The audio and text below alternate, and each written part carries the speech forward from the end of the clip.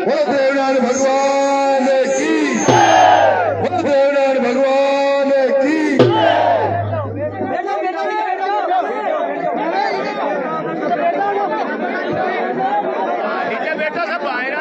सबसे पहले तो आपको दिवाली की, गोवर्धन जी की हार्दिक शुभकामनाएं। आपको दिवाली का राम राम।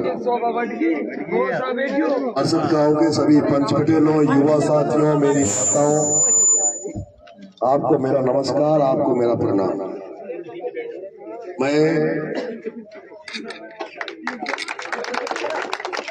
मैं आपके छबड़ा छिबौड़ा से एमएलए का चुनाव लड़ रहा हूं।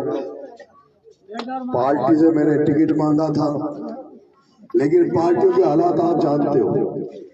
कांग्रेस पार्टी से मान सिंह जी, दिग्विजय सिंह जी गुजर, मैंने, महेंद्र चौधरी ने, बरदराज जी बोरखेड़ी ने, किसानों के बेटों ने, 11 लोगों ने टिकट मांगा था, लेकिन टिकट दिया उसी करण सिंह को, जिसने आज दिन तक कांग्रेस के नाम पर कांग्रेस के कार्यकर्ताओं की, इसे कहते ना गांव में कि अंगुली कट जाए, तो जो बिना काम का जिसने आज दिन तक कुछ नहीं किया उसको टिकट दिया। और टिकट उनको इसलिए मिला क्योंकि उनके समाज में उनके जो लोग बैठे हैं, दिग्विजय सिंह जी, भंवर जितेंद्र सिंह जी, उन्होंने उनकी मदद करी। मेरा नेता मेरी लड़ाई लड़ता रहा, लेकिन अंत में पैसे का दाव, षड्यंत्र का दाव चला और आपके भाई को टिकट नहीं मिला।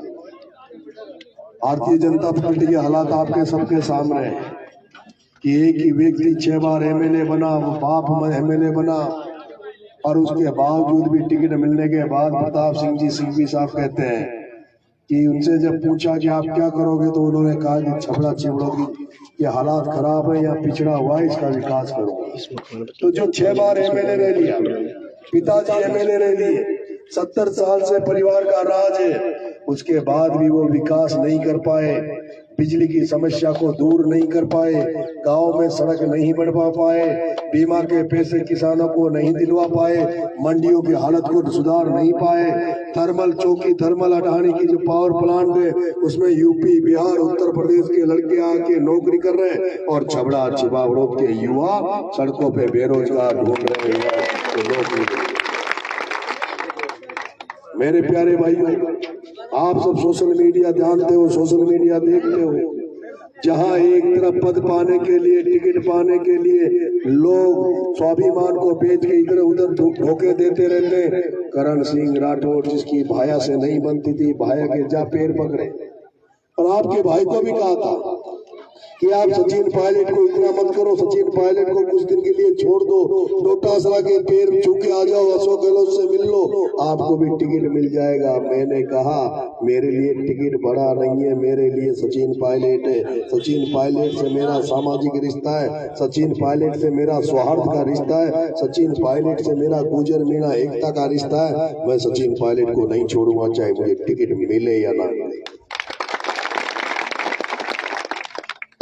अब सुनने में आ रहा है कि जिस तरह से गुजर समाज का आशीर्वाद मुझे मिल रहा है, पूरा गुजर समाज जिस तरह से मेरे साथ खड़ा है, और जो ये एकता बढ़ रही है, जो किसान कौमें एक साथ आ रही है, उस किसान कौम से डर लगा हुआ है। जिस करण सिंह राठौर ने पहला पोस्टर छपवाया, पहला बैनर छपवाया, उसमें सचिन पायलट का कहीं फोटो नहीं लगवाया।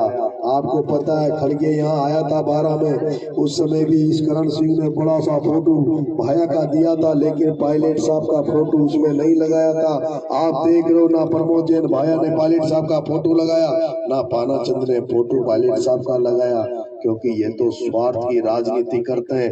ये वही करण सिंह ने जब पायलट साहब मानेसर गए थे तो उनका पुतला इस छबड़ा छिबड़ों धरती पे जलाया था, और आपका बेटा नरेश मीणा वो है जिसने पायलट साहब का जब जन्मदिन 12 में मनाया गया तो उनके जन्मदिन पर ब्लड डोनेशन का कैंप किया, अपनी माँ से उनको खून दिलवाया, अपनी पत्नी से उनको खून दिलाया, आदिवासी महिलाओं से पायलट साहब के ब्लड डोनेशन पे खून दिया। ये सब आपने देखा होगा।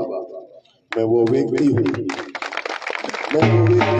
जो आज भी टिकट कटने के बाद भी सचिन पायलट साहब को अपना आदर्श मानता हूँ, उनको बड़ा भाई मानता हूँ। और जिस तरह से भगवान राम के साथ लक्ष्मण ने उनकी सेवा की, उसी तरह से नरेश मीणा भी जीते जागते सचिन पायलट को राम मान के लक्ष्मण बन के उनकी सेवा करता रहे।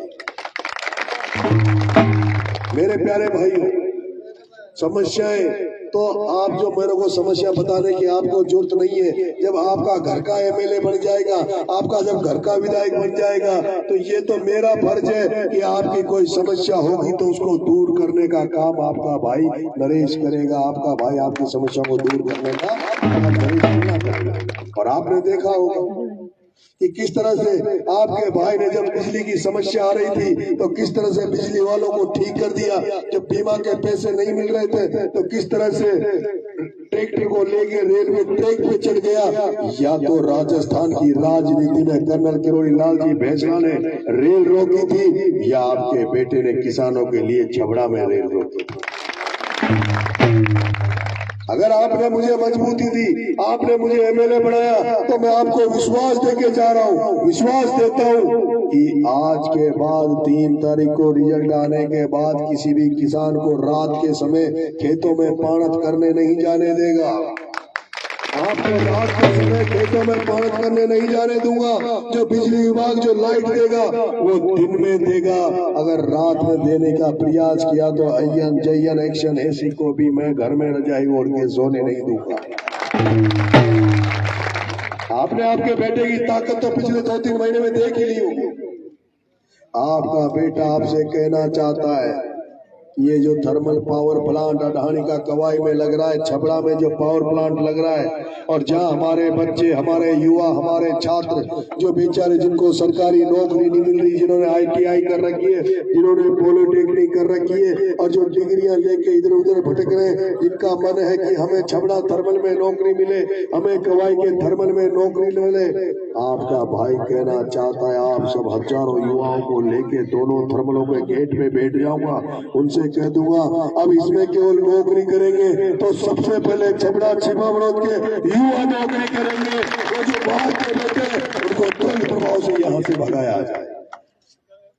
आप किसान हैं, हम सब किसान हैं। हमारे पास खेती बाड़ी के अलावा, किसानियत के अलावा कोई इनकम का सोर्स नहीं है, कोई आय का सोर्स नहीं है। हमारे क्षेत्र में कोई फैक्ट्रियां नहीं है, कोई हमारे ज्यादा नौकरियां नहीं है, और हमारी जो खेती बाड़ी जो हमारा इनकम का सोर्स है उसको भी ये सरकार ठीक नहीं करने देती। लाइट समय पे आती नहीं है। फसल अगर अच्छी हो जाए और हम ये सोचें कि समर्थन मूल्य पे कांटे लगेंगे, हमारा माल तुलेगा, तो जब किसान की फसल आती है, खेत में किसान फसल करके तैयार करके जब मंडी में जाता है तब समर्थन मूल्य के कांटे नहीं लगते।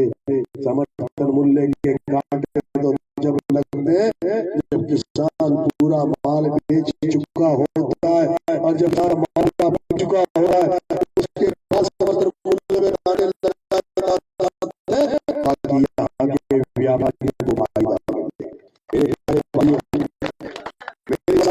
को समझा अपने माता को समझाना कि जो छात्र आया है, जो है, राजधानी में राजनीति सीखा है, इसने गरीबों का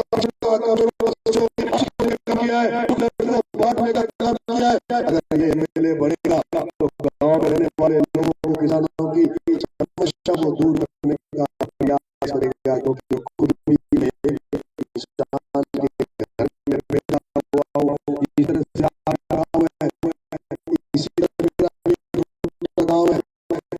मैं किसान हूँ,